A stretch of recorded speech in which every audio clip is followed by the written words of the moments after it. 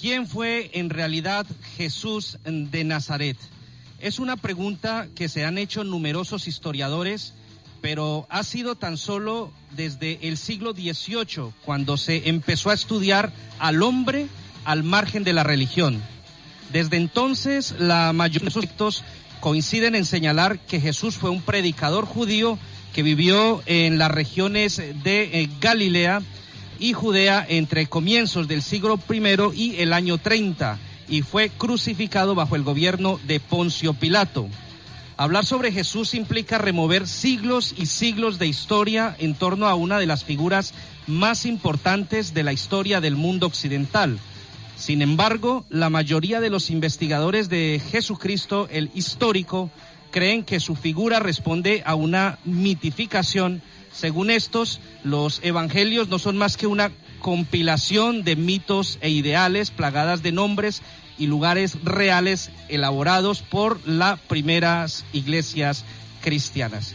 Hoy vamos a hablar sobre Jesús de Nazaret, sobre Jesús, sobre su legado, sobre su palabra. Hoy en primera línea tenemos, como siempre, a una mesa muy interesante de personas que nos van a acompañar desde diferentes lugares del mundo. Empezamos en Santiago de Chile. Sandra Rincón, periodista. Muy buenas tardes allí en Chile. Dawis, muy buenas tardes, y a toda la mesa de trabajo que hoy nos acompaña en primera línea. Pues la figura de Jesús está presente en varias religiones. Para la mayoría de las ramas del cristianismo es el Hijo de Dios y por extensión la encarnación de Dios mismo. La importancia estriba asimismo en la creencia de que con su muerte y posterior resurrección redimió al género humano. Así es, Sandra. Ulises Maldonado, historiador desde Londres. Muy buenas noches aquí en la capital británica, Ulises. Cordial saludo para todos nuestros seguidores en KM 440, a la mesa de trabajo. Bueno, sí, la figura de Jesús desde la perspectiva meramente religiosa y algo histórica, aunque algunos también concluyen que tal vez era simplemente un mito y se alejan un poco también de esa imagen del Mesías que se ha proyectado desde la religión católica. Ese es el tema que vamos a tratar con nuestro invitado. Volvemos a Santiago de Chile con el profesor Juan Pastén, filósofo. Muy buenas tardes allí en Chile, profesor. Hola, David, ¿cómo estás? Sí, mira, es un tema realmente apasionante. Yo creo que vamos a tratar de dilucidar en conjunto la figura de Jesús en cuanto a ser histórico, en cuanto a ser religioso, e incluso trasciende la mera religiosidad y la política y la espiritualidad en general.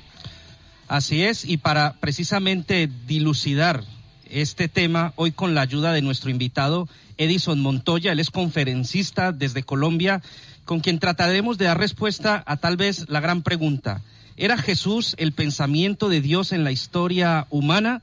Edison Montoya, buenas tardes allí en Colombia. Muy buenas tardes desde acá de Colombia, a todo el mundo, a todos los que nos escuchan.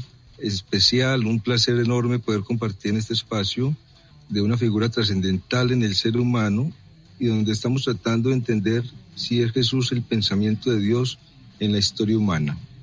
Dentro de esa trayectoria vamos a definir que Dios desde el comienzo se manifiesta en sí mismo en diferentes trayectorias y dimensiones donde viene a ser hombre.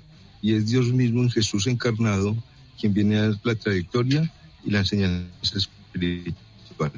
Muy bien, son las 8 de la noche, 5 minutos, entonces empezamos directamente en materia. Estamos en primera línea, les repito, a través de KM 440 Radio, la radio latina. Acerca de, por ejemplo, del nacimiento de Jesús de Nazaret se tienen escasos datos. Lo que se sabe deriva en gran medida de los evangelios de Mateo y Lucas. Por tanto, todavía existen ciertas dudas con respecto a este importante acontecimiento, Edison. Es una incógnita. Son 30 años de incógnita de Jesús. Solo se conoce cuando estaba de niño, quizás a los 12 años, entre 8 y 12 años, que empezó a demostrar que tenía la palabra del conocimiento de Dios y daba su palabra en el templo mejor que los ministros. De allí se desaparece. Lo que hemos podido rastrear, incluso nos ayuda el género bíblico, es que pudo llegar a Egipto. En Egipto recibió enseñanzas o en Egipto pudo establecer cuál era su papel fundamental, que era un papel que ha venido trascendiendo no desde el Nuevo Testamento, sino desde el Antiguo Testamento, porque en el Antiguo Testamento nos plantea que la voz de Dios habló con Moisés y le dijo: yo soy quien guía a Abraham. Y en el Nuevo Testamento es Jesús quien dice que estaba con Abraham y Abraham se alegró al verlo, porque fue él quien le habló a Abraham, y es ahorita en el Nuevo Testamento quien viene a definir que Dios creó su espíritu y su espíritu vino a guiar cada profeta. Entre ellos vino a guiar a Jesús.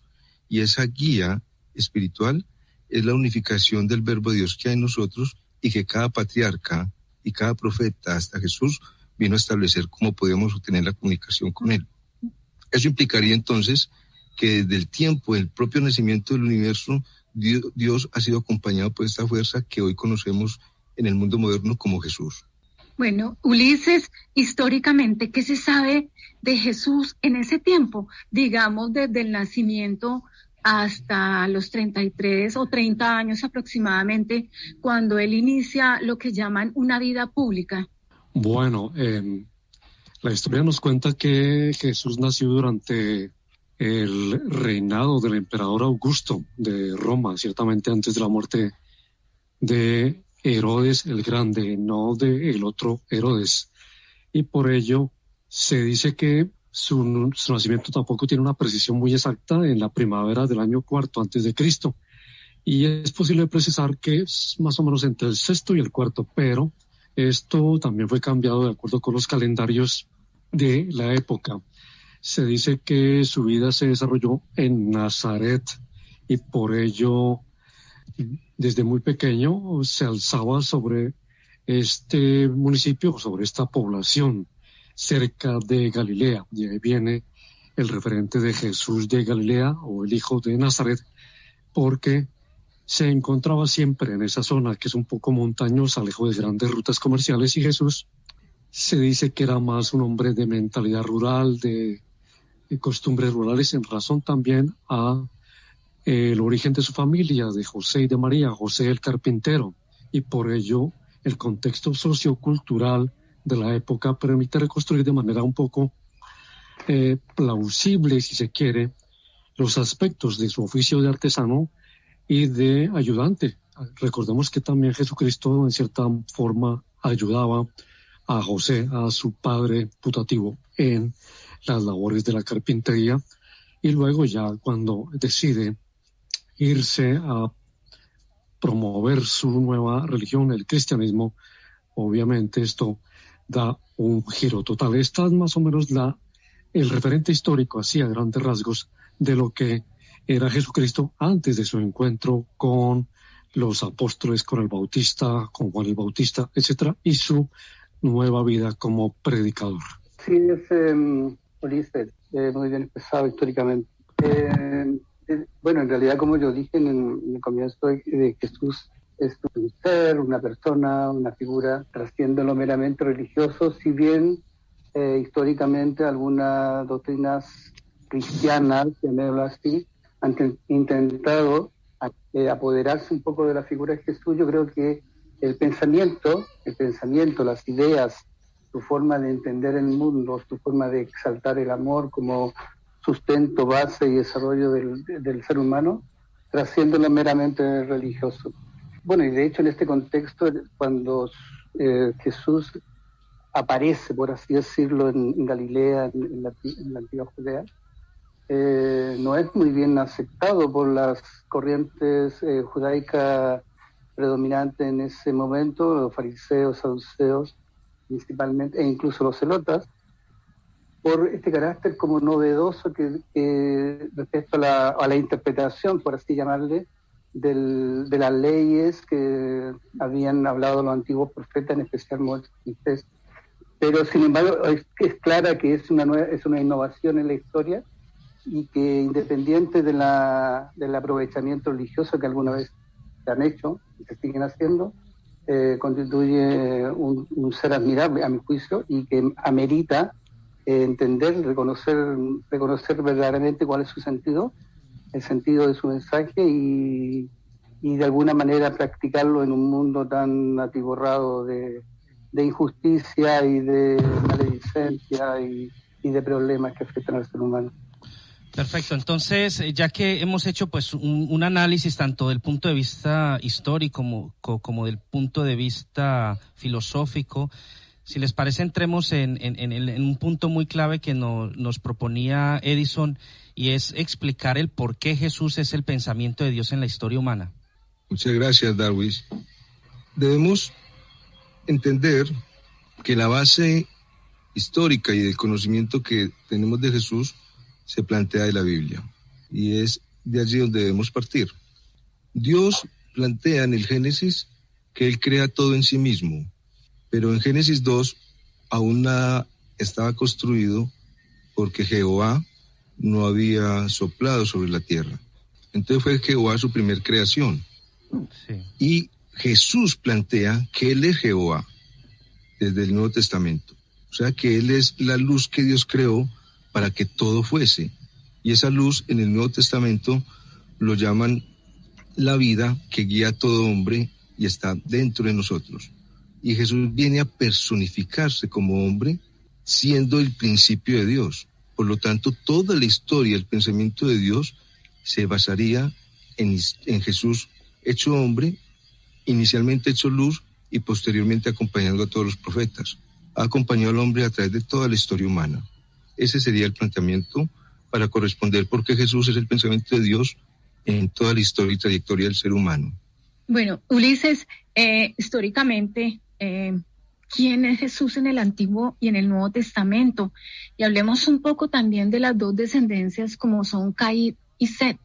Bueno, hay muchos mitos sobre este particular, y el primero que hay que referenciar es precisamente eso. Era, si Jesús, por ejemplo, era un celote, por decir algo, porque muchos consideraban a los celotes como esos, entre comillas, revolucionarios de la época que luchaban contra el Imperio Romano. Y por eso muchos lo evaluaban desde esa perspectiva. Además, desde las descendencias, como tú lo referencias, Sandra, de las dos corrientes, ¿sí? La una que es supuestamente considerada la que va hacia Babilonia, la mundana, la de Sodoma y Gomorra, etcétera, etcétera, la que, entre comillas, desde la misma Biblia, se considera como la perdida y la que hay que castigar, y la otra que va hacia lo espiritual, lo moral, lo ideal, donde está buscándose la perfección, a pesar de que también, como bien lo referenciaba Juan, los mismos judíos nunca han reconocido a Jesús como el Mesías, y la religión judía, si usted lo observa, es visto como uno de los muchos falsos mesías de la época que han aparecido a lo largo de la historia según la religión judía, y de hecho por esto los judíos no creen todavía ni piensan en que Jesucristo sea el Hijo de Dios y el Mesías que ellos siempre han esperado. Por eso ahí hay una fractura, entre comillas, histórica, en el sentido de que Jesús simplemente, para muchos de la época, específicamente para los sacerdotes de la iglesia y de la dominante en esta época de Roma, simplemente era un charlatán, un tipo que venía a confundir más a la gente, proponiéndose y autoproponiéndose y llamándose el Hijo de Dios, y por eso nunca ha sido o nunca fue tenido en cuenta en ese sentido. Esa es la explicación un poco breve de las dos vertientes, primero, y segundo y tercero, pues lo de celote, aunque de pronto eso me podría aclarar un poco si Jesús de verdad fue un celote. Muy bien, dentro de la explicación de las dos vertientes para poder llegar a la definición si Jesús era un celote, implicaría entender que Dios creó su realidad en el principio, que supuestamente Jesús asume que es Él, y lo creó en un estado espiritual. Pero las dos descendencias salen cuando Eva decide generar un pacto con la serpiente, el tentador, y sale de allí una descendencia que es de Caín, porque ellos toman cuerpo.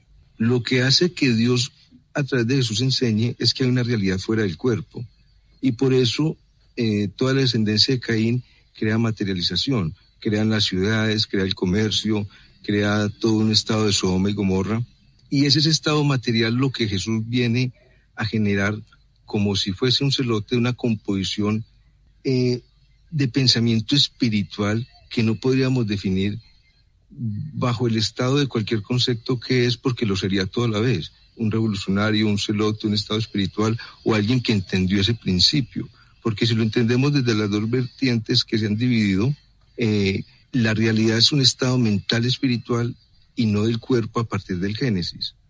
Y la contradicción que plantea Jesús es que hay un estado espiritual. Por lo tanto, dentro de esa concepción, que es lo que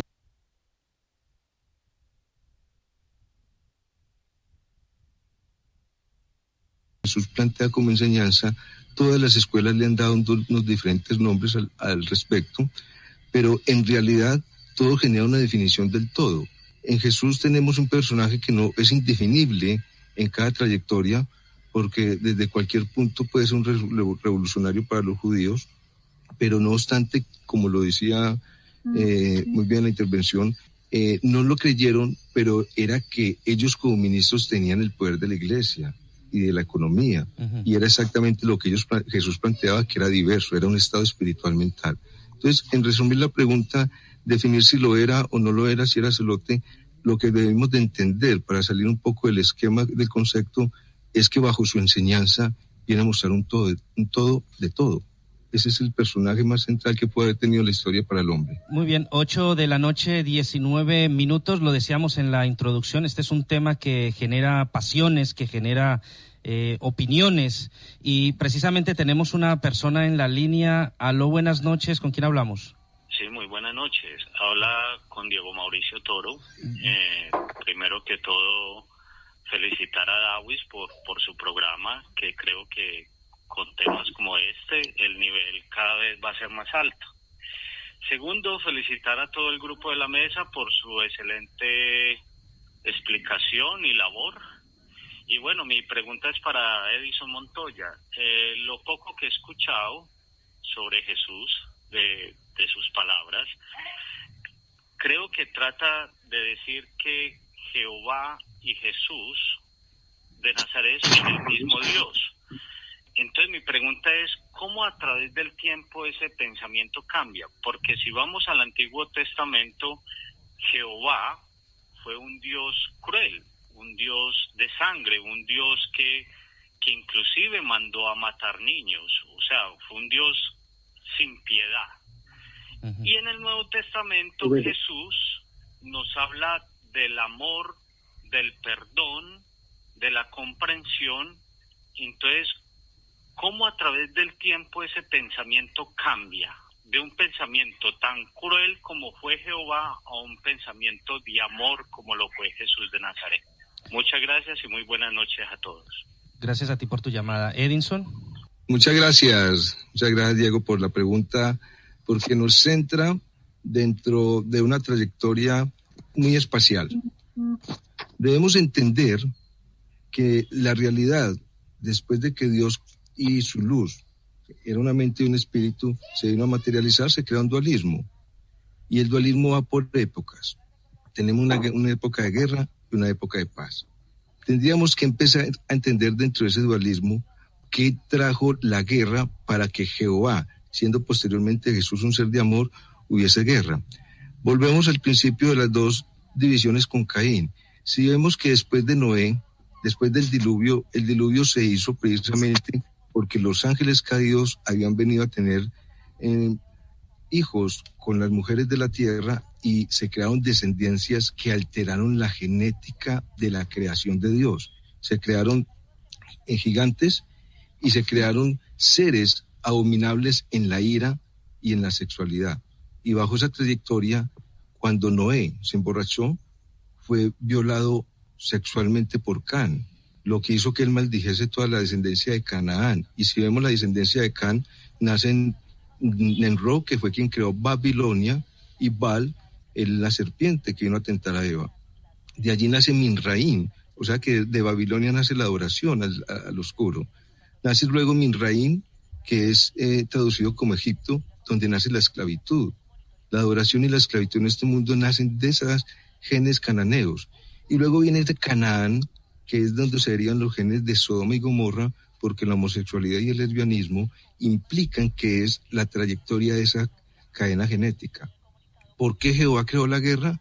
Si ustedes ven, creó la guerra precisamente sobre los pueblos de Canaán, los cananeos, que fue una deformación genética que aún persiste en nuestros tiempos. Y lo que venimos a reorganizar es, a través de la mente y el espíritu, una no corrupción a la visión del cuerpo. Ese es el planteamiento que Jesús hace espiritualmente, y es la razón, señor Diego Mauricio, por la cual fueron niños y fueron culturas que fueron traspasadas por espada, porque venían de una cultura, de una desorientación genética que vino precisamente a irrumpir en toda la creación hecha entre Dios y su verbo. Juan, la enseñanza espiritual de Jesús y la realidad entre la eternidad y el tiempo. Háblenos un poco acerca de eso. Y la última, ¿podría decirse que Jesús es el pensamiento de Dios en la historia humana? Bueno, vaya, qué par de preguntas las que tú haces.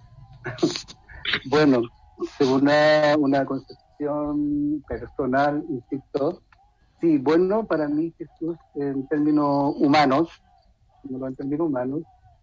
tal vez sea uno de los seres más representativos o simbólicos de lo que debería ser la humanidad en su conjunto, cosa que no es, obviamente, en la actualidad.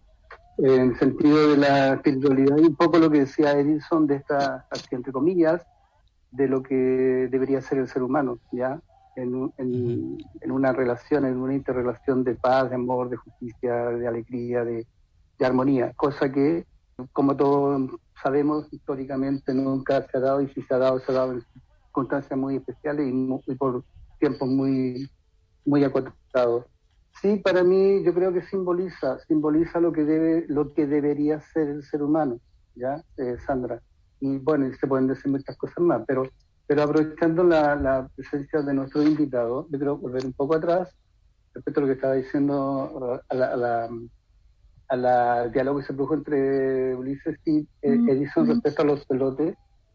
Bueno, los celotes en gran medida buscaban una transformación política, desde la liberación de Judea y Judea, digamos, del imperio, digamos, opresor romano. Bueno, por algunos escritos que he leído, me parece que Judas Iscariote y tal vez Bartolomé también de alguna manera estaban ligados a los celotes. Y por otro lado, bueno, se lo asocia a Jesús a veces como un seguidor o afín o cercano a los celotes. En ese sentido se lo ve como un político, pero también se lo asocia y se lo ve cercano a los esenios. Hay que ser curioso ahí. Los esenios eran más bien, tenían una concepción más espiritual que política, ¿ya? Entonces sería interesante que ahí se podría dilucidar un poco esos dos aspectos. Y por otro lado, en la Biblia, en el Antiguo Testamento, siempre me ha parecido curioso que se inicia con el Génesis 1, capítulo 1, versículo 1, dice, Dios creó los cielos, en el principio Dios creó los cielos y la tierra. Y en el Génesis 1, 2, Génesis capítulo 1, pero el versículo 2 dice y comienza, y la tierra estaba desordenada, ¿Qué pasó desde Génesis 1 a Génesis 2 que se produjo esa confusión? ¿Qué se podría explicar esta dicotomía, Edison? Perfecto. Dos excelentes preguntas que permiten profundizar en todo lo que se requiere conocer para darle entendimiento a esta figura de Jesús. Muy bien, lo de la estructura de celote como político, volviendo al tema donde me hacían interrogante, sí, efectivamente venía de la tribu de Judá, venía de la parte política. Tenemos que tener en cuenta que la tribu de Judá fue la primer tribu que no se le permitió tierra en Canaán, porque ellos no iban a tener tierra, ellos iban a defender la ley y el imperio, pero ellos venían del Antiguo Testamento, que era la guerra. Sí. ¿Por qué vino la guerra? Porque debemos de entender que cuando los ángeles, que eran seres de otro planeta, vinieron a generar sexualidad con las hijas de los hombres, se impuso una alteración genética en la ira y se atacaban entre sí mismos. Jesús ya vino en el segundo pacto a integrar un estado de paz, pero necesariamente tenía que haber una revolución. Y el pueblo de Judea, los judíos, particularmente eran quienes defendían esa ley, pero posteriormente se vino a traslucidar la ley para verlo desde un estado de amor, razón por la cual debemos entender que sí hacía parte de un movimiento político, pero establecía en ese movimiento político una diferencia del ataque. Y perdón ahí porque establezco la segunda pregunta de ese vacío entre Génesis 1 y Génesis 2. Ahí se parte la historia humana, por eso es lo profundo de entender el tema. Es que la primera realidad en Génesis 1 fue mental. Dios creó en sí mismo su propia manifestación y establecer en el Génesis 2 que nada había sido hecho era porque no había sido manifestado fuera de sí. Él lo manifestó fuera de sí en su propio pensamiento o llámelo espíritu. Y fue el espíritu quien creó lo que la misma mente de Dios ya tenía en sí mismo creado. En esa división existe un Dios mental y un Dios espiritual, o un Dios con mente y un pensamiento que vive en esa mente.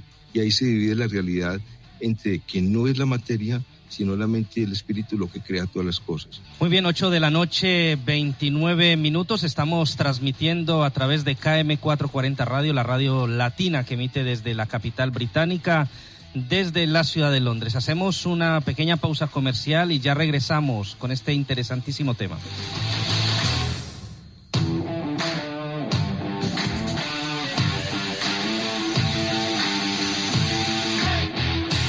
Muy bien, 8:32 p.m. Seguimos a través de KM 440 Radio, la radio latina que emite desde el Reino Unido, desde la ciudad de Londres.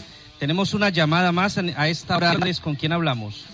Buenas tardes, con Orlando Cano. Orlando, ¿qué tal? Buenas tardes. Por el programa, muy bueno, muy interesante. Siempre con temas tan de actualidad, tan amenos y tan construyentes. Gracias a usted por escucharnos siempre cada semana y por llamar y opinar. ¿Tiene pregunta o tiene opinión hoy? No, pues yo simplemente quería dar una pequeña opinión. Sí. No, para mí la Biblia es política en la antigüedad y política en el Nuevo Testamento. Por ejemplo, el libro de Moisés para mí no es más que la ley de un pueblo, que es como la constitución de un país. O sea, no hagas esto, haz aquello otro, estas son las leyes de sanidad, estas son las leyes de... Eso es lo que es la Biblia. Y obviamente, pues como en la antigüedad, los pueblos pues vivían mucho en guerra, entonces necesitaban un Dios guerrero. Entonces pues Jehová era ese Dios guerrero que peleaba al lado del pueblo de Israel. Y pues cuando se apartaba era el mismo Jehová que los dejaba solos para o sea, por su pecado, ¿sí me entiendes? Se inventaban el cuento. Sí. Pero era el mismo Jehová. Y más adelantico ya dije, pues hombre, es que ese man tan poderoso y tan fuerte, y entonces hay que ponerle un contradictor para decir que cuando las cosas nos van bien, es el Dios bueno, el bondadoso, el amoroso, que pelea con nosotros, que va a la guerra, y cuando les mataban a todos, e incluyendo hombres, mujeres y niños, entonces ahí ya era el Dios el Dios de la maldad. Entonces tuvieron que inventar el diablo para no dañarle la imagen a ese otro tan poderoso que de pronto les iba a mandar más maldad por ser... Sí me capta. Sí. Y después cuando ven que la cosa, por ejemplo, para destruir el Imperio Romano no les funciona, cuando ya con todos estos reyes macabeos, con todos esos reyes juanes que van contra Roma y no pueden, entonces ya dicen, pues hombre, no pudimos contra Roma con las armas. Entonces en la antigüedad había una cosa que era, pues, embrutezcamos al pueblo. ¿Y cómo embrutecían el pueblo? Pues precisamente démosles libros, quitémosle las armas, démosles libros, los ponemos a leer, los volvemos bondadosos, de buen corazón, y los agüevamos. Perdón la grosería en vivo. Uy, Dios. Eso estuvo muy mal, pero sí, los atolondramos, entonces les ponemos les ponemos la bondad y eso, y hasta terminan reyes como, o sea, el mismo emperador, por ejemplo, a Marco Aurelio, terminan por allá con unas normas de bondad horribles que lo único que hacen es destruir el imperio, porque para gobernar se necesita gente seria, gente capaz de gobernar, gente capaz de poner orden. Si no hay orden, pues el desorden se arma. Entonces, en el Nuevo Testamento, y Jesucristo viene a meter, o sea, a ensuciar todo. El mugre, o sea, la basura del mundo, viene a contaminarlo todo. O sea, lo bueno, las cosas nobles son lo malo, y las cosas inmundas son lo bueno. Perfecto, Orlando, queda clarísima tu posición, tu opinión al respecto. Entonces yo le dejo la opción de réplica a Edison, quien podría pues tener una opinión al respecto. Muy bien, muchas gracias. Yo anoté hasta donde se inventaron un cuento, pero no escribí lo otro. Le cuento, Orlando, su pregunta o su intervención es muy interesante porque parte de algo fenomenal. Tenemos que entender qué es la realidad. Si nosotros no establecemos un concepto o un entendimiento de la realidad, podríamos definir con las palabras en que usted o cualquier persona de nosotros puede definir la filosofía, la experiencia de vida o cualquier dificultad o problema que tenga con los demás. Y con esas mismas palabras vamos a entender la realidad, pero la realidad es una vivencia. Jesús nos llevó a esa vivencia, una vivencia en la cual partimos independientemente del punto de vista que tengamos de la Biblia. La Biblia tiene una retórica, no tiene nunca una historia dividida, sino que viene una trayectoria donde hay un pueblo que su hijo y su hijo y su hijo ascienden y descienden bajo una misma genética, un mismo pensamiento, el mismo pensamiento que viene desde Adán y Eva con su hijo Set. Bajo esa misma trayectoria, ¿qué les quiero decir a Orlando? Que si nos falta entender esa realidad de que es una intimidad en nosotros mismos, bajo un campo espiritual que nosotros tenemos como experiencia, no vamos a poder entender la enseñanza de Jesús y siempre lo vamos a ver desde un aspecto político. Pero nos falta llegar a ese punto de la realidad. Perfecto, gracias por la respuesta. 8:38 minutos. Quiero preguntar a Ulises, la vida de Jesús evidentemente dio mucho de qué hablar, pero ¿por qué no hay textos contemporáneos a la vida de Jesús que mencionen su existencia? Bueno, la primera respuesta que yo le daría es que los que estaban alrededor de Jesús en aquella época no se preocuparon por redactar ningún texto, todo lo hacían de manera verbal, oral, contado. Y en los cuentos siempre hay alguna que otra tergiversación o manipulación. Y no había ese espacio o dedicación como para sentarse a escribir de este personaje como lo fue Jesús de Galilea o Jesús de Nazaret, y tal vez porque no existía el interés en ese momento de hacer un registro en papel o en papiro. En aquella época se escribía sobre el papiro, el cuero de las ovejas, ¿sí?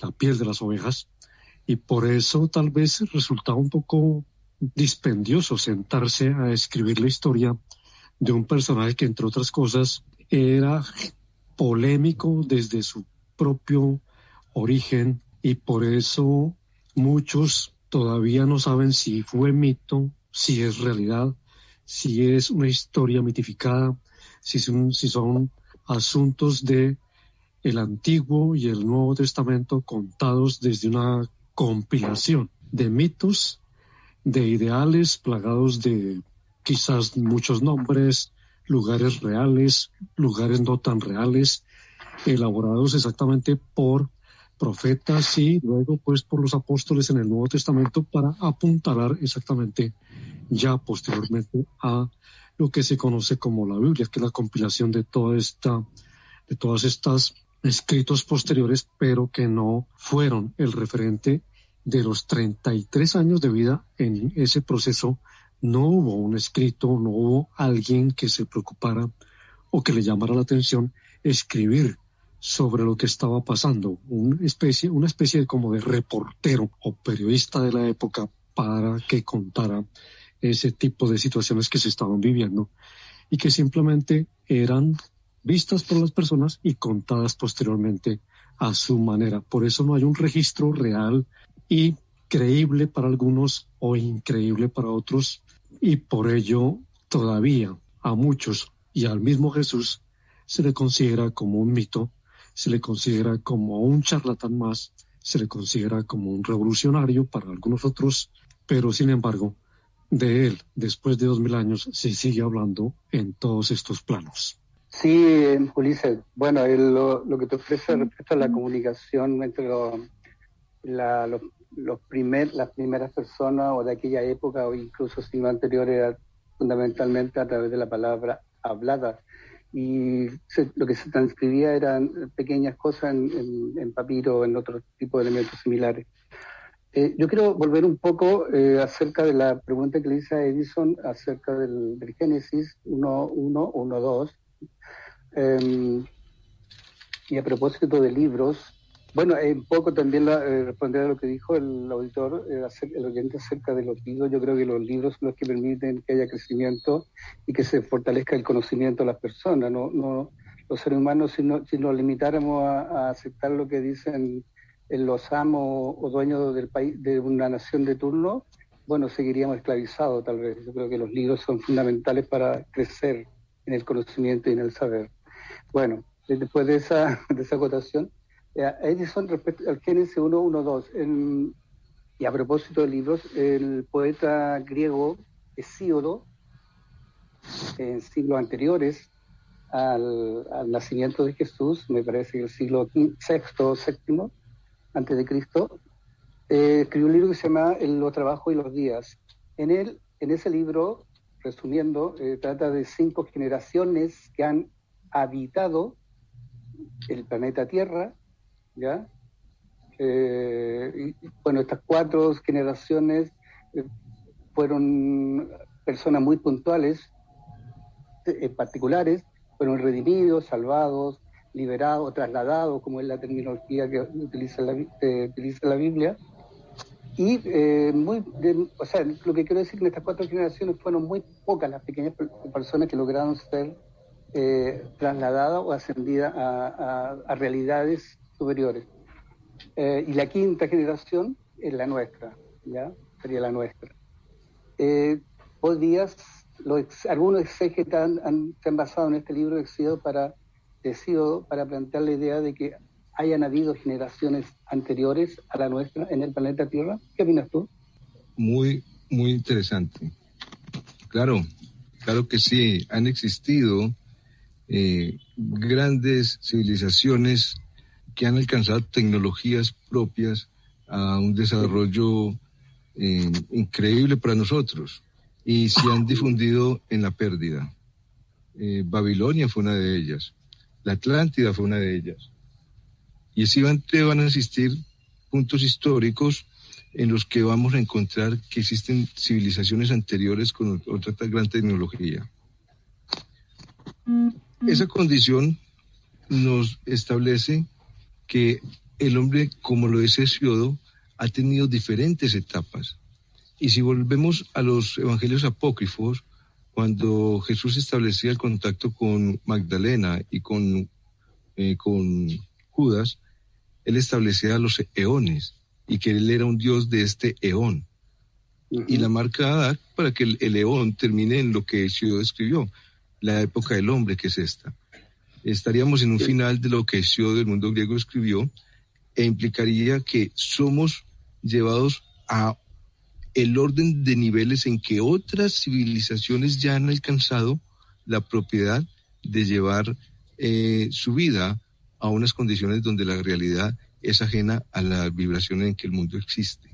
Y eso es lo que nos plantearía Hesíodo, también unificado acá en la elevación espiritual que la Biblia habla. Termino diciendo que es la misma enseñanza de Enoc. Enoc, siendo bisabuelo de Noé, plantea que hay otras dimensiones fuera del plano tierra y que los hombres que puedan vibrar dentro de ese estado espiritual son llamados a vivir bajo esas esferas celestes, donde la luz es más propia aún con una condición caótica del mundo. Y aquí estaríamos hablando de dimensiones en el tiempo donde tecnológicamente, espiritual y bajo el conocimiento están más avanzadas que nosotros. lo que implicaría que la Biblia tiene razón cuando la tierra ha sido visitada frecuentemente para cultivar entre ellos hombres que crecen espiritual y mentalmente hacia Dios. Bueno, Edison, ¿qué se sabe sobre las dos descendencias de Caín y Set puntualmente? Muy bien, muchas gracias. Esa pregunta, igual que establecer la diferencia entre Génesis 1 y Génesis 2, han sido motivo de mucho tiempo de estudio cuando planteamos una investigación en el Génesis. La realidad se creó en el Génesis 1 y en el Génesis 2. Lo que Dios pensó y creó en su propia mente fue la realidad. Pero cuando creó el hombre, lo que ocurre con las dos divisiones del hombre es que tuvimos una visita. Unos ángeles caídos, los plantea la Biblia, otros son unos seres voladores, pero llegaron a la tierra y tuvieron una materialización sexual, como lo explicábamos, y lo que vinieron a interrumpir fue un desorden genético. Esa alteración genética hace que el hombre no establezca dentro de su propia condición de vida lo que es la realidad. La realidad es una proyección donde la mente y el Espíritu de Dios se hacen uno. Al nosotros plantearnos en el Génesis, lo que plantea la primera descendencia, que es la descendencia de Caín, es que quieren dar realidad al cuerpo. Y una mente en un cuerpo implica que al no tener una visión espiritual, el cuerpo se deteriora, se enferma. Y se enferma porque hace del pensamiento del cuerpo su realidad y hace que sufra. Y al crear la enfermedad vuelve a morir. Porque vinimos al árbol del bien y el mal, donde positivamente morimos. Pero morimos porque no vemos espiritualmente en una visión hacia el cuerpo. La descendencia de Caín no lo hace. La descendencia de Jesús dice que el cuerpo es el templo de Dios y debemos unificar espiritualmente hacia cualquier visión. Esta diferencia hay entre las dos cadenas. Muy bien, 8 de la noche, 48 minutos, emitimos a través de KM 440 Radio, la radio latina, desde la ciudad de Londres. Durante toda la conversación, Edison, has hablado un poco de seres voladores, de seres, de cosas que de pronto son inexplicables para la época, pero hay un hecho que tal vez es difícil de entender, a menos de que tengamos en cuenta seres venidos de otras galaxias, digámoslo así, o con diferente tecnología, y es el tema de la explicación del misterio de la estrella de Belén. Es una pregunta que tenía hace mucho rato y quería preguntársela, Edison. Muchas gracias por la pregunta. Su preámbulo da a expandir un poco más nuestra mente. Tenemos que soltarnos de la visión que cada uno tenga de la realidad y de cómo funciona la vida. El universo funciona en el pensamiento de Dios, allí se mueve, y no va a contemplar en un pensamiento eterno bajo un punto terráqueo solo una civilización que se ataca en sí misma. Dios es una expansión de vida y todo lo que se mueva y tenga luz tiene vida. Ajenos a ello, la Tierra ha pasado, y según la Biblia, por ciertos ciclos de calentamiento como el que estamos ahora. Uh-huh. Y cada que establecemos 16.000 años una visión directa del centro del Sol, entramos a nuevas esferas, entre ellas la estrella de Belén, porque entramos a nuevas constelaciones que nos acercamos. Cuando tú vas en una barca y se acerca a la persona que vive en la orilla, porque hicimos una curva, hay una curvatura en el tiempo donde nos acercamos, y la Tierra hace parte de un ángulo en la posición de la Vía Láctea, donde el centro solar no le da directamente su luz y hace que sea atraída por otras, vidas fuera del planeta, y nos acompañan y procrean con nosotros para mantener su gen, y lo establece la Biblia. Ese jardín que fue corrupto es lo que se ha venido queriendo limpiar, pero la misma Biblia lo establece, y lo establece de una manera en que debemos ampliarnos un poco más. Una nube nunca va a salir de la tetosfera, nunca va a salir de nuestro plano Tierra, y esa nube, que cuando se acercaba al monte Sinaí lo derretía por su fuego, emanaba una luz que hacía que Moisés ascendiera a esa nube y desde lo alto ver la redondez de la tierra. Y desde esa redondez de la tierra, Enoc hablaba con Jehová y con los Nefilim de cómo llegaron a paz para que la tierra no fuera tocada. Eso lo plantea la Biblia. Una de las grandes condiciones, y pautando la necesidad de leer, es que si nosotros tenemos la Biblia conocida y entendida, vamos a saber que está la historia que involucra el gen, el génesis, el gen del hombre y el gen de la mujer establecidos en un paralelo de vida. Y es nuestra genética la que viene siendo corrupta a través de los químicos, a través de los pensamientos, a través de una no unificación de la materia. Y precisamente en la estrella de Belén hay unos seres que cada que visitan la tierra nos enseñan que más allá del cuerpo hay una realidad. Y la estrella de Belén, cada que llega, trae un nuevo profeta. Lo último fue Jesús. Y es la razón de la respuesta. Muy bien. 8 de la noche, 51 minutos. Tenemos otra llamada a esta hora de la noche. Aló, buenas noches. ¿Con quién hablamos? Hola, buenas noches. Soy Cristian, llamo desde el este de Londres. Perfecto, Cristian. ¿Tiene pregunta o tiene alguna opinión sobre lo que hemos tratado? Sí, me gustaría hacer una pregunta a los invitados. Perfecto. Sobre Jesús y la visión que tiene del JJ Benítez en su obra de Caballo de Troya. Uh-huh. Y me gustaría saber su opinión sobre la obra y el autor, que afirma que su obra, valga otra vez la redundancia, es real, que se basa en documentos reales que fueron filtrados hacia él. Y simplemente eso, y dar gracias a todos por el programa y por cómo lo hacéis.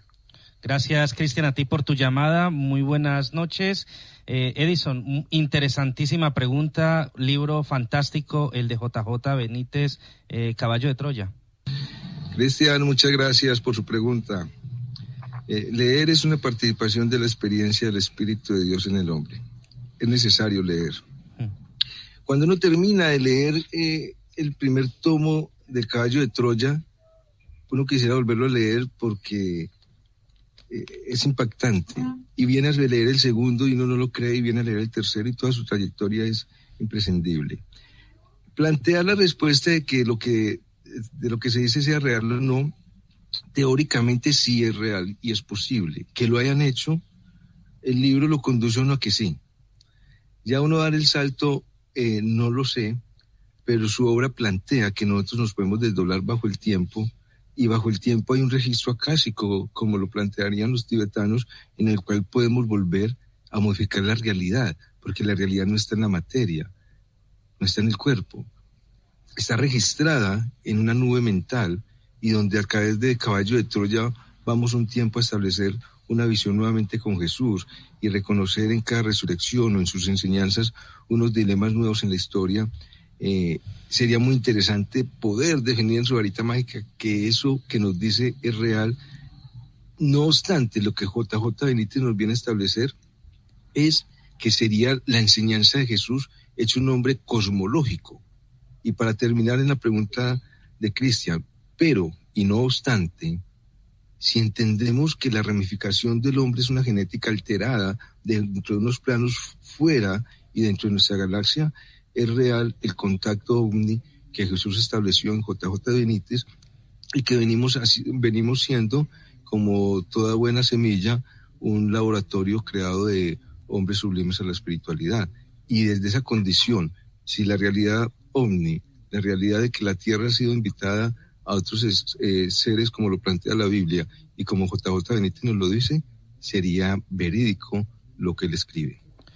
Muy bien, 8:55 minutos. Aprovechando que tenemos a nuestro historiador de cabecera, Ulises Maldonado, quisiera entrar en un tema relacionado con la niñez de Jesús, o con la vida de Jesús, y que pues se cuenta muy poco en los libros. Aproximadamente entre los 12 y los 30 años, prácticamente no se sabe casi nada acerca de la vida de Jesús, excepto pues lo que algunos textos de los evangelios apócrifos narran, tema que tratamos hace un par de semanas aquí en Primera Línea. Pero yo quería preguntarle a Ulises, ¿cabe la posibilidad de que, teniendo en cuenta que en esa época llegar a los 45 años era una edad avanzada ya, cabe la posibilidad de que a los 30 años Jesús se hubiese podido casar, incluso hubiese podido tener hijos? Sobre esto hay mucha teoría y mucho mito. Primero que todo, a Jesús se le evalúa como un ser humano, obvio, Su vida en Nazaret, pues prácticamente fue la de un chico normal, su juventud y sus primeros años de vida adulta, que era lo que hacía. Según algunos y en los libros apócrifos se referencia que había ciertos poderes en el niño, en este muchacho de los 12 a los 33 años, en los cuales no lo podían manejar, ni su propio padre, José y María, lo podían controlar, y muchas veces les generaba, entre comillas, muchísimos problemas, porque todo lo que hacía o decía se volvía real. Es decir, si por alguna razón el niño Jesús tenía alguna riña o algún encuentro con algún otro niño y decía algo contra ese niño, se volvía realidad. Me explico. Según lo que cuentan los apócrifos, si el otro niño le había de pronto quitado alguna cosa, Jesús decía, hay que cortarle la mano, e inmediatamente la mano de ese niño desaparecía como por obra y arte de magia, solamente por la palabra dicha por el niño Jesús. Eso generó bastante incredulidad primero en las gentes que veían en ese niño a un ser sobrenatural, a un ser superior, y a otros lo manifestaban o lo expresaban como un mago, un brujo o algo parecido. Y por eso todavía no se evidencian mucho, y tal vez la Iglesia ha tratado de ocultar hasta hoy ese tipo de conductas que tenía Jesucristo en su época de niño, porque no se puede referenciar y no hay una forma como de explicación más lógica para hacerle entender a las generaciones venideras de quién era ese ser superior para algunos, o ese mago, de pronto brujo para otros, ese ser malo para otros, que era Jesús, que hacía, entre comillas, pilatunas que para otros eran consideradas algo fuera de lo común y algo que no estaba dentro de los cánones ni dentro de las costumbres de la época. Bueno, vamos a una pausa comercial y ya regresamos nuevamente con este tema tan importante aquí en Primera Línea.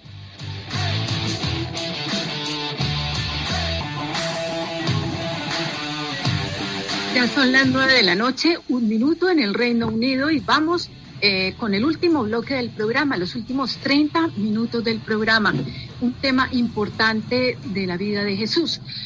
Juan, mi pregunta es sobre la importancia de la Biblia y cómo influyó prácticamente, digamos, en la vida de Jesús. Bueno, es indudable que constituye uno de los documentos tal vez más importantes que se han hecho en toda la historia del ser humano, del cual muchos hablan, gran cantidad de personas hablan acerca de la Biblia, para bien o para mal, muchos la critican, qué sé yo, pero habría que preguntarse primero si cuántos de los que hablan para bien o para mal de los escritos que aparecen en la Biblia la han leído verdaderamente, ¿ya? Y además cuántos de los que la han leído la han sabido entender, ni siquiera interpretar, porque las interpretaciones generalmente conducen a errores, pero sí entender adecuadamente. Bueno, y en este contexto, la Biblia, al concebirla de una forma más bien filosófica, la Biblia se puede entender por lo menos el Antiguo Testamento, al menos el Antiguo Testamento, como una visión de la historia del pueblo hebreo. Sería una concepción histórica, repito, también en términos analógicos, como una realidad que hay que descubrir o develar, y también en un sentido anagógico que apunta a distintos tipos de realidad o niveles o grados de la realidad, lo que en términos de Platón ha señalado como una realidad material, se contrapone a una realidad de las ideas, a una realidad aparente, que sería el mundo, y una realidad verdadera, que sería el mundo de las ideas.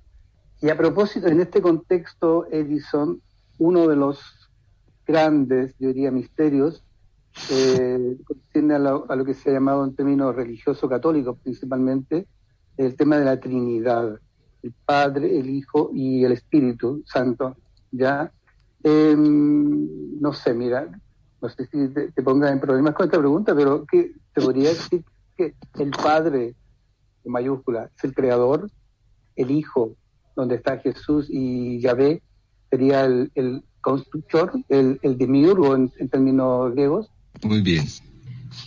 Una pregunta que nos pone en aprieto, llevamos como 15 años tratando de estudiarla. Vamos a explicarla desde el concepto como se maneja para darle comprensión, así lo podemos entender en esa Trinidad. La Biblia habla del concepto de filiación, filis, que viene de filiar, que viene de amigo, y en esa filiación lo que nos plantearía la Biblia es que nosotros, Dios siendo hombre, tiene a su Hijo, que Jesús lo llamó el Espíritu de verdad. Quien sigue ese Espíritu Santo de Dios le da la verdad.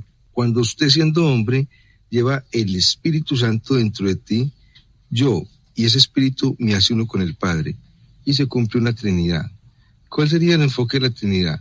Que Dios, volvemos al Génesis, en el Génesis 1, Dios es quien dirige o crea, y en el Génesis 2 se manifiesta en un espíritu, y en el Génesis 3 se hace hombre. Esta Trinidad unificada es lo que genera la Santísima Trinidad. Santísima porque hay una Trinidad bendecida y hecha como un hombre, hecho Dios, a través del mismo Espíritu de Dios dentro de nosotros, y esa Trinidad fue hecha desde el principio. El hombre que la establezca genera esa filiación de Dios con su Espíritu dentro de sí. Y es la enseñanza de la Trinidad, es que Dios siendo un todo, se hace Espíritu y se hace hombre. Terminando en lo que la pregunta que hacían ahorita con la niñez de Jesús, porque en los apócrifos nos muestran que era un ser contradictorio. Él, cuando yo establecía, él llegó a Egipto, y en Egipto faltaba la iniciación. En Egipto siempre se dio iniciación a los grandes hombres. Después de esa iniciación se plantea una nueva renovación de Jesús, esa Trinidad, esa Santísima Trinidad que él viene a enseñar. Entonces esa Trinidad viene creada desde el comienzo y nosotros debemos unificarla. Sería mi respuesta. Perfecto, Edison. Yo quiero... hemos analizado diferentes aspectos de la vida de Jesús, momentos, digamos, que no se pueden explicar más allá que a través de o evangelios, o apócrifos, o canónicos. Pero hay un momento, según los evangelios, en el que el Espíritu de Dios guió a Jesús hasta el desierto, lugar donde se retiró por 40 días, hizo ayuno y superó las tentaciones del demonio. Yo quiero preguntarle a Edison, ¿qué fue hacer Jesús al desierto realmente? Qué buena pregunta. Me establece tener que tener conectores, deber tener conectores. Yo siempre, cada que me inviten, debo basarme en libros porque mi funcionalidad es leer. Y explico lo que dice la Biblia, independientemente de que sea así, que se crea o no, o por lo menos la manera en que se interpreta para caer en el error. Recordemos que de los hijos cananeos, vino Babilonia, que fue la adoración, vino Egipto, que fue la esclavitud, y posteriormente vino Sodoma y Gomorra con el desplazamiento de la sexualidad. Cuando Jesús fue al desierto porque el mismo Dios lo dirigió, y dirigió su espíritu y al tentador. El tentador, que nosotros lo conocemos como Satanás o el demonio, es en la Biblia otro hijo de Dios, y el Espíritu Santo es otro hijo de Dios. Son manifestaciones de Dios. Y Jesús fue a establecer qué elegir. 2, elegir el verbo de Dios que habita en nosotros, o elegir el poder del tentador. Y el poder del tentador era llevarlo a los 3 reinos cananeos. El de la adoración, porque el primer punto que lo llevó fue a la iglesia para que lo adoraran. Y el segundo punto fue a la esclavitud a través del reino político, para la esclavitud, y luego sabíamos que venía la deformidad entre Sodoma y Gomorra, y él no eligió sus reinos. El hombre que se inicia espiritualmente entre una realidad mental creada bajo su propio espíritu, alejada del cuerpo, implica que tiene que trascender la condición que le ofrecen los 3 reinos del mundo. Son los 3 reinos de Babilonia. los 3 reinos de cananeos. La adoración en el templo, que es un punto de esclavitud, como muy bien sí lo explicaba Orlando cuando lo intervino, la esclavitud a través del poder político y la condición del desarme o de la deformación sexual que nuestra sociedad actualmente vive. Esos son los 3 reinos que Jesús vino a contemplar y trascender para tener una visión espiritual ante la realidad de Dios. Bueno, Ulises, toquemos un poco acerca de la parte de Jesús ya con los 12 apóstoles. ¿Cómo fue esa vida? Los milagros que hacía en esos momentos. Históricamente, ¿qué se sabe? ¿Qué archivos hay o qué documentos hay sobre esa parte, digamos, cuando él ya empezó a hablar de la Biblia, de las vivencias y de los milagros que él hacía? Bueno, el tema de los apóstoles se puede remitir a el encuentro con el primero de ellos, que fue Pedro, en el lago de Galilea, cuando Pedro estaba, entre comillas, pescando, pero que no pescaba nada, no encontraba nada. Y se acerca a Jesús para decirle que su próxima misión no será pescar en el lago, sino ir a pescar otro tipo de rebaño, en este caso, ir a pescar creyentes, ¿sí? Por eso invita a Pedro y a su hermano Simón, ¿sí?, a que se unan a lo que posteriormente se llamarían los 12 apóstoles, los 12 seguidores que él tuvo. Pero, obviamente, él en sus comienzos hablaba exactamente de un nuevo mundo, de un nuevo reino. Se aparece a sus discípulos varias veces, le preguntan dónde ha estado, por qué los dejó, por qué hace ese tipo de, o promueve ese tipo de conductas, hablándoles a unos más, a otros menos. En este caso, por ejemplo, se dice, según los apócrifos, que Jesús hablaba mucho con Judas, sabiendo que, entre comillas, posiblemente sería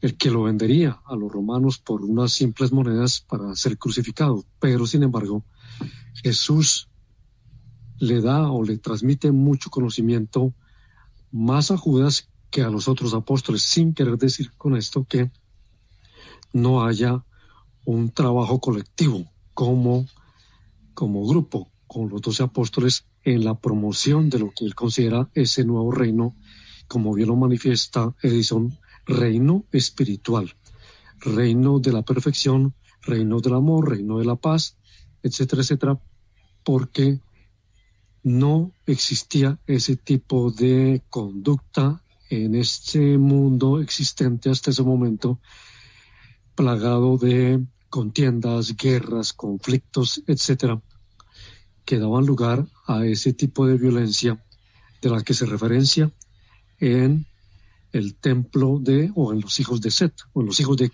Eva y de Adán, Set.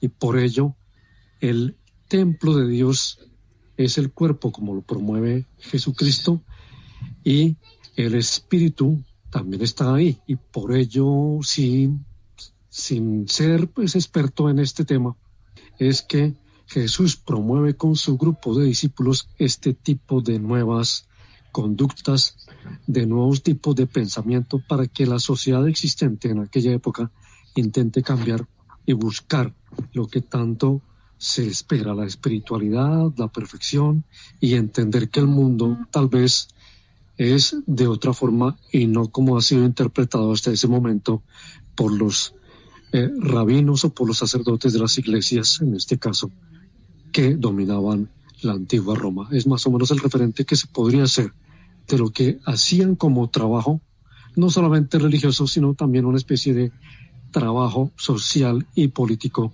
intentando convencer a las masas de aquellas épocas. Muy bien, 9:14 p.m. Seguimos en línea a través de KM 440 Radio, la radio latina. Acabo de recibir un mensaje de un oyente que quería lanzar una pregunta y dice: si en verdad los apóstoles entendieron el verdadero mensaje de Jesús o solo lo entendieron después de su muerte y resurrección. Esta pregunta sería para Edison. Muchas gracias, David. El participante de la pregunta muy bien centrada. no lo vinieron a entender. Ya sabemos que ellos se desplazaron después de que el maestro fue capturado, y fue Magdalena quien viene a unificar una enseñanza, y la enseñanza se vino a dar únicamente después de la promesa de que el Espíritu Santo venía sobre ellos. Y fue el Espíritu de Dios, porque no es el espíritu ni el pensamiento del hombre, sino la condición de que la mente del hombre sea espiritualizada en un acto de invulnerabilidad, en el cual la mente tiene la creación perfecta de ese nivel espiritual del hombre, en el cual solo se hace a través de una revelación, un acto divino, y no se hace a través de una enseñanza teórica o bíblica. Tenían que vivir o tener la experiencia. Adjunto a lo que Juan nos correspondía en lo que participaba con los evangelios apócrifos, pasa algo dentro del inconsciente colectivo. Una vez los evangelios apócrifos fueron prohibidos, se colocaba una silla de hierro a la entrada del templo, hirviendo candela, y allí sentaban a la persona que sabían que estaba leyendo los apócrifos. Ese rechazo inconsciente colectivo a establecer una sola norma no permitió lo que los apóstoles se pudieron vivir, esa unificación del Espíritu de verdad, que es lo que Jesús viene a enseñar, cómo el Espíritu de Dios, al habitar en nosotros, puede ser un acto de realidad. Los apóstoles lo vinieron a entender después de que el Espíritu Santo vino y los cobijó. Bueno, Juan, ¿cuál es el punto de vista suyo? No sé si me escucha bien. Sí. Ya, sí, tengo un problema con el micrófono. Bueno, la verdad es que ese es un tema, como dijimos desde el inicio del programa, muy apasionante y que se puede abordar y conversar horas y horas. Me gustaría que Edson lo pudiera aclarar o dilucidar un poco respecto al concepto de traslación que aparece en la Biblia en distintos lugares. Por ejemplo, cuando se produce la traslación de Enoc, que no solo fue él, sino la comunidad de Enoc, el pueblo de Enoc, que fue trasladado, también con respecto a Elías, y también en relación a Moisés y a Juan, el apóstol preferido, por así decirlo. Muchas gracias. Saliéndonos del espacio-tiempo de la historia hebrea, lo mismo pasó con los mayas y otras civilizaciones. Sí. ¿Qué pasó con Enoc? Ya lo dijo Nenrod, que era descendiente de hijo de Can, era descendiente hijo de Put, Canaán, Put y Nenrod, quien crea la ciudad de Babilonia. Antes crea Babel, y Babel es la puerta al cielo, es otra dimensión, una dimensión donde venía Baal en una nube de fuego y ascendía sobre la torre, y allí nunca bajaba. Jehová hacía lo mismo, y Jehová se llevaba sus mismos genes que eran proclamados en un vientre después de que la madre siempre entraba en sueño, y fue esa genética la única que se estableció un contacto fuera de la tierra a otras dimensiones. Eso figurativamente tiene que ser una escala superior al orden humano dentro de un estado biológico.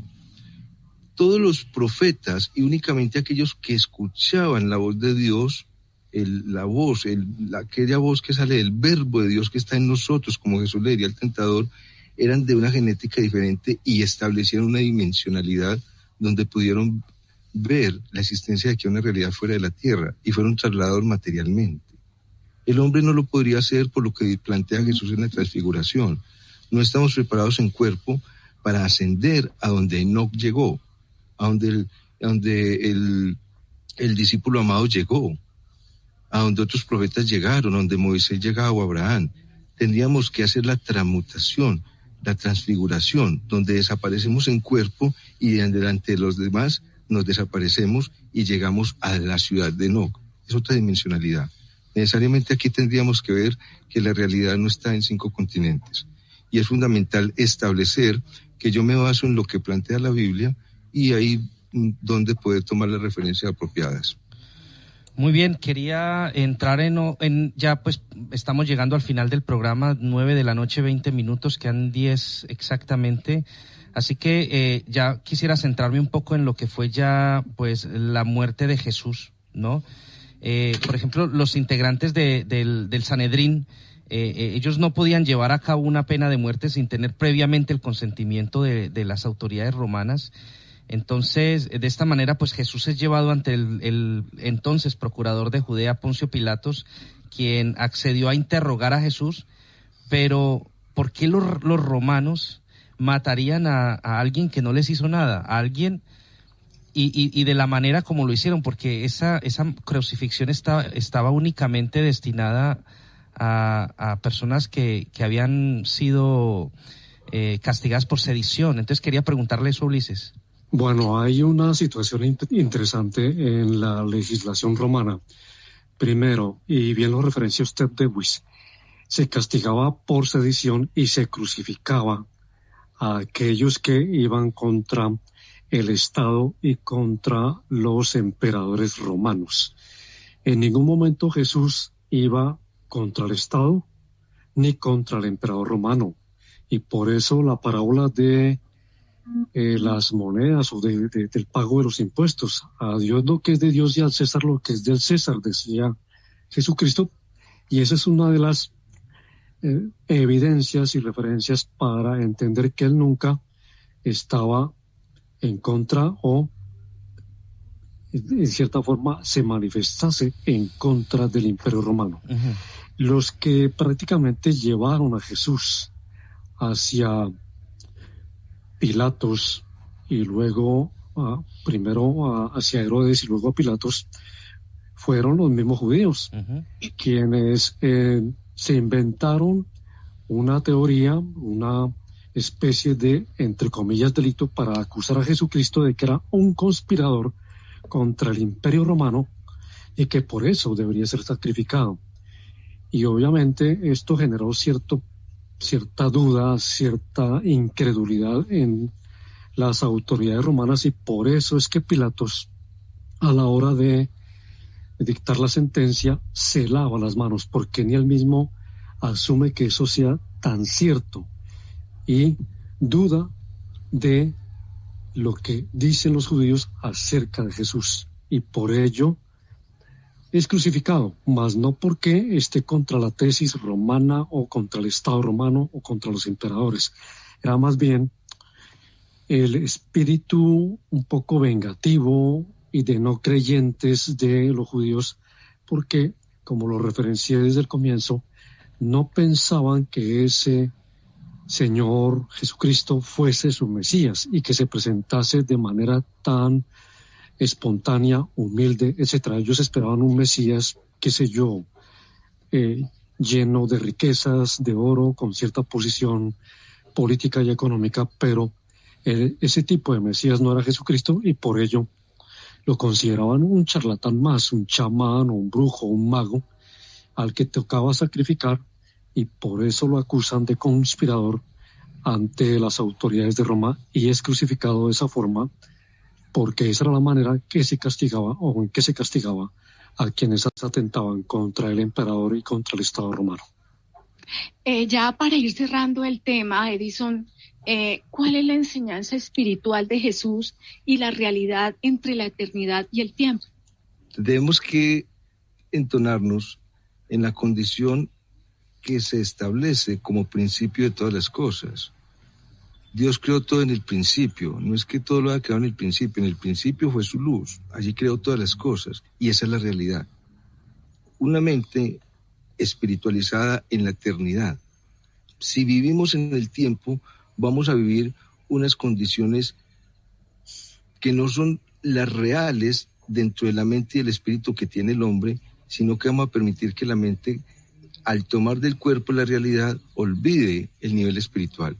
Y al olvidar el nivel espiritual, el cuerpo y la mente se descomponen. En esa condición nosotros podemos vivir una realidad ajena a la establecida por Dios. ¿Cómo encontrar esa realidad en nosotros mismos? Sería la gran enseñanza que Jesús establece del nivel espiritual. Perfecto, gracias por ese dato, por esa intervención. 9:24 minutos, estamos en KM 440, la radio latina que emite desde Londres a través de nuestra radio. Muy bien, hemos prácticamente ya llegado al final del programa, así que vamos, si les parece, a entrar directamente en las apreciaciones finales ya para terminar. Entonces empiezo por Juan Pastén, profesor Juan Pastén, desde Santiago de Chile. Sí, Dawis. Bueno, Jesús para mí es un ser fascinante de conocer, de descubrir, de desarrollar interiormente. Yo quiero finalizar con las palabras que dicen los apóstoles, que le asignan a Jesús cuando él dice: el reino de Dios se ha acercado a vosotros. El reino de Dios no está afuera, sino está en nosotros, en vosotros, en ustedes, en nosotros, en cada uno de los seres humanos. Yo creo que en gran medida esa es una tarea que debemos redescubrir y resignificar en cada uno de nosotros, en no buscar verdades particulares en el exterior, en las cosas, en los demás personas, sino develarla y desocultarla al interior de nuestra alma, de nuestra mente, de nuestro corazón, de nuestra conciencia. Perfecto, Juan. Antes de continuar, quiero decirle a los oyentes que nos han enviado algún mensaje preguntando que por qué estamos yendo hasta esta hora. No lo he anunciado desde el principio, pero a partir de ahora haremos 1 hora y media de programa. Intentaremos ampliar un poco más, ya que por una parte los mismos oyentes nos han estado pidiendo que los temas se nos quedan a veces cortos. Nosotros asimismo tenemos esa sensación, así que hemos ampliado el programa a 1 hora y media. Entonces por eso hoy terminamos a las 9:30. Seguimos entonces con la ronda. Ulises Maldonado. Bueno, la humanidad, el hombre en sí busca la perfección, pero tal vez se ha quedado en lo externo, en la imagen externa, en la del cuerpo, en la que de la carne y el hueso proyectan, pero se ha olvidado de la imagen espiritual, la imagen interna, la imagen del amor, la imagen de la compasión y muchas otras imágenes que tal vez todavía esta humanidad no ha entendido, y que fue el Maestro Jesucristo quien nos vino a enseñar eso que aún no hemos practicado. Perfecto. Edison Montoya. Muchas gracias, muy amable por este espacio. A todos los oyentes, hoy quisimos participar en la espiritualidad como una realidad no ajena a nosotros mismos. Por eso agradezco esta invitación, y asimismo en la invitación futura que esperamos desearíamos entender si la realidad es mental y espiritual, cómo poderla alcanzar en ese camino de perfección. Y ese sería nuestro próximo tema que yo invito a poder entender. Muchas gracias a todos. Perfecto, Edison. Sandra Rincón. Bueno, para mí lo importante es que, la espiritualidad va de la mano con la realidad con la que estamos viviendo, ¿sí? Y muy importante el tema, porque se dieron a conocer muchos puntos de vista en cuanto a la parte de qué fue la vida de Jesús en cuanto a su niñez, como cuando empezó ya su vida pública, como la convivencia con los apóstoles, y en fin, ya hasta su muerte. Muy bien, Sandra, muchísimas gracias. Jesús de Nazaret ha sido y será hasta el final de los tiempos un personaje que levante sentimientos de todo tipo. Para los historiadores significa profundizar en los orígenes de algo que supuso una revolución para el mundo. Era el comienzo de una manera de pensar diferente, de una ideología que miraba a todo el mundo con ojos nuevos, con ojos de amor. Creer en Jesús es contemplar los orígenes de una manera de pensar muy diferente a la que existía en la época. El nacimiento de un modelo de pensar que favorecía a los débiles y que les decía que eran merecedores de ese amor y de comprensión. Finalmente está lo que han hecho los hombres al final, quienes finalmente hemos usado esta ideología como espada de guerra, y en su nombre se han cometido crímenes atroces. Jesús de Nazaret y su ideología le han dado al mundo más frutos de los que a simple vista puede parecer, y por eso profundizar en su figura es un servicio tanto para cristianos como ateos. 9:30 p.m. Yo soy Dawis Buitrago. Quedamos pendientes para nuestro próximo programa aquí en KM 440 Radio a través de En Primera Línea.